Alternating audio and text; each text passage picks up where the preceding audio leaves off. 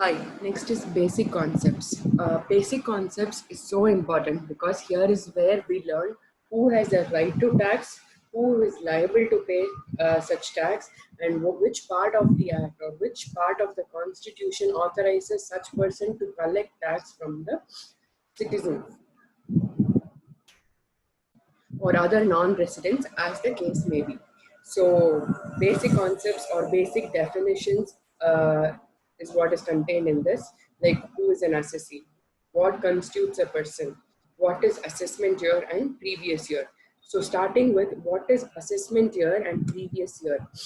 Previous year is the year in which you have earned income. So for example, for previous year, 1st April of 2019 till 31st March 2020, because here in India, the accounting year or the taxable year is from April to March. So it will be like 1st April 19 till 31st March 2020. Income of this year will be taxed in the assessment year 2021. So any previous year, uh, 1920, say for example 1920, assessment year is 2021. So the year immediately following the previous year will be the assessment year. So there are few exceptions to this general rule, that is the year in which the income earned in the financial year is taxable, assessment year. Certain incomes can be taxed in the same year as previous year itself. That is, for example, there are 5 scenarios where previous year 1920, income of 1920 will be taxed in 1920 itself. Or where in certain scenarios, income of 1920 can be taxed in any future years. First is where it is aggregation of income. In this scenario, it is generally, as told before, the income is generally taxed in the assessment years. Whereas in these 6 cases, once an assessment is done by the assessing officer, he finds it necessary to add such income to the total income, whatever was submitted by the assessee, then he can do in the year in which it was found. So now the special rate of taxes are applicable in such scenario. It is 60% overall slab limit plus 25% of surcharge plus 4% cess is applicable on such amount being added to the total income by the assessing officer, and also basic exemption limit will not be applicable against this added amount. No. Second case, income of the previous year assessed in previous year itself. So this is second kind of exceptions to the general rule. One is shipping business of a non-resident. So a flat rate of 7.5% is applicable on the income earned by such shipping business of the non-resident.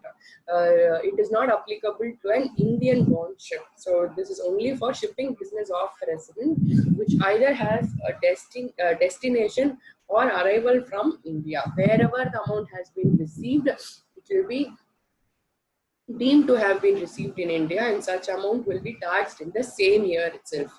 So second case is where a person leaving India and is not going to return in the near foreseen future. So if a person leaves in the assessment year 1920, financial year 1920, then he will be taxed in the same year by assessing officer.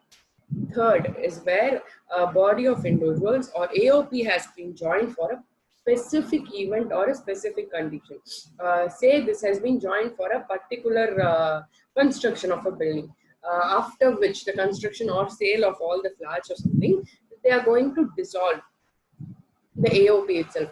So after this year, when it is going to be dissolved, that year itself, till the date of dissolution, it will be taxed because it will not have any legal form in the subsequent years.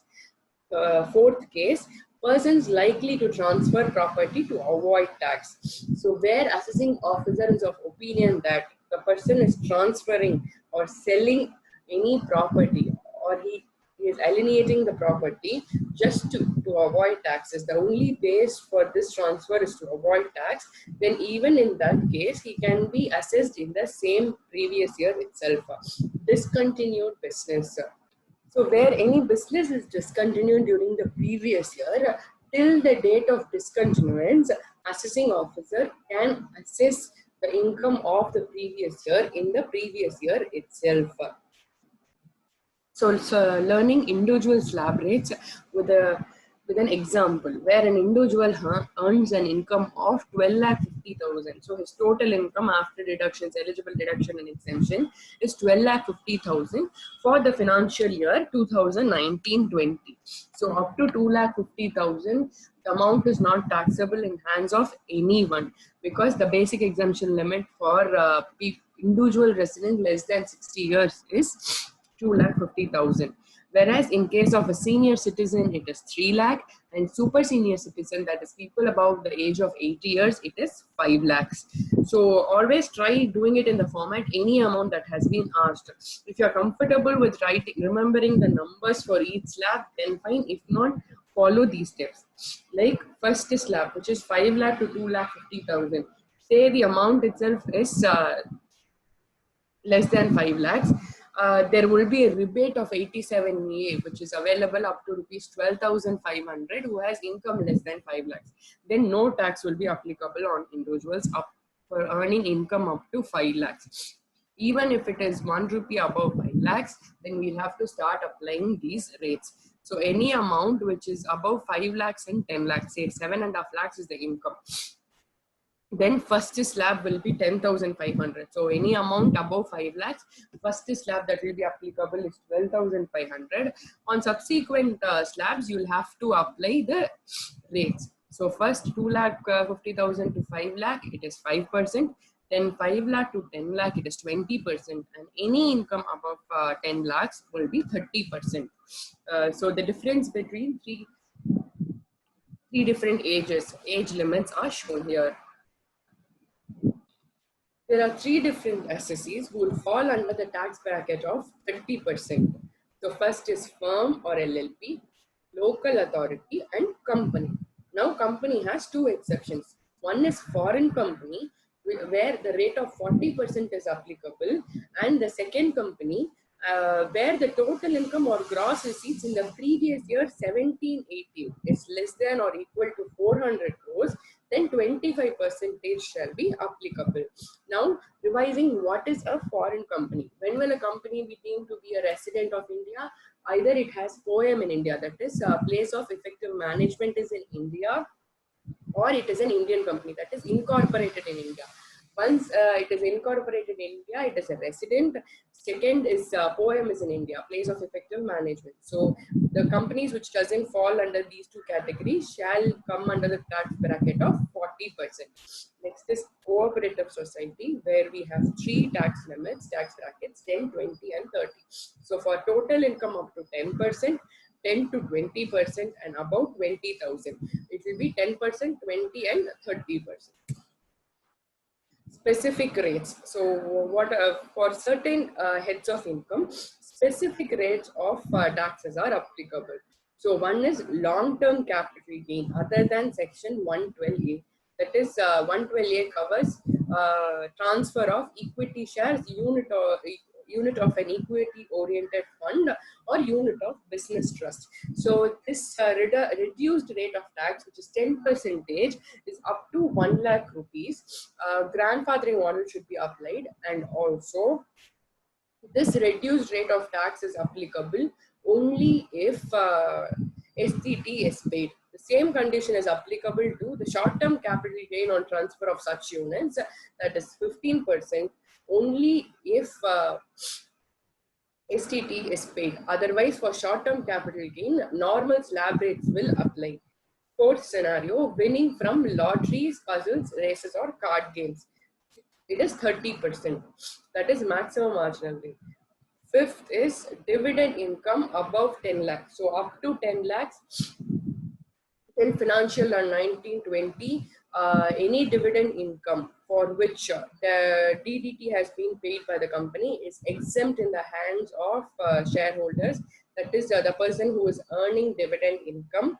So it is only 10%, even that is applicable only for a dividend income above rupees 10 lakhs. Sixth is what we saw, that is exception to the general scenario of previous year versus assessment year. So that is where 60% of tax is applicable on all those 6 scenarios. Next is rebate. as mentioned before, income up to 5 lakhs, wherever an individual is a resident and he earns income up to only 5 lakhs, the entire amount is available as a rebate. That is, rebate is available up to rupees 12,500.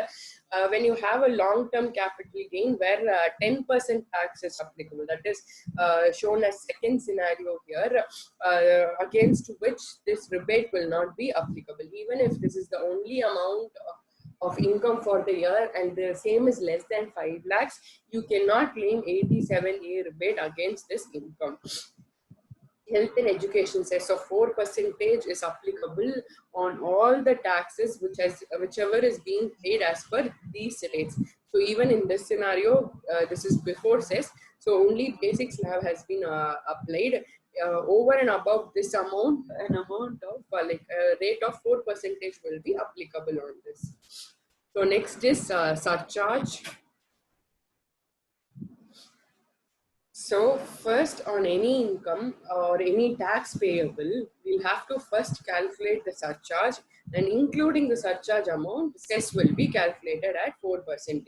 So how the surcharge will be calculated? Now for individual HUF, BOA or HEP, there are 5 slabs of surcharge applicable, which is less than 50 lakhs, there is no surcharge applicable. 50 to 1 crore, 10%, 1 to 2 crores, it is 15%, and 2 to 5, 25%, and finally, any amount more than 5 crores, there will be a surcharge of 37% applicable. For other 3 scenarios, just for the purpose of clarity, the same slab has been given. However, there are only 2 slabs applicable for other scenarios. For example, cooperative society, for any amount less than 1 crore, no surcharge is applicable. However, if it is more than 1 crore, then 12% will be applicable. Same in the case of domestic company, where the amount is less than 1 crore, no surcharge is applicable. Where it is up to 10 crores, 7% is applicable, and more than 10 crores, 12% is applicable. For foreign companies, same slabs shall apply. However, the rate is reduced to 2 and 5%. Applicability of surcharge. So the surcharges mentioned before is not applicable to specific capital gain. That is long-term capital gain under section 112A and short-term capital gain under section 111A. So how does this actually work?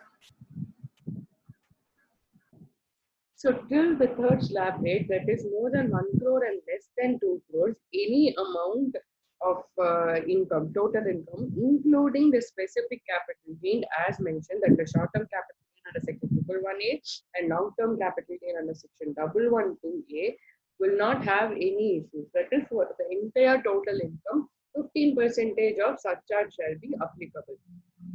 Whereas in cases where the total income exceeds 2 crores, including the capital gain as mentioned, then the specific surcharge rate, that is 25% and 37%, shall be applicable to the amount other than those capital gains.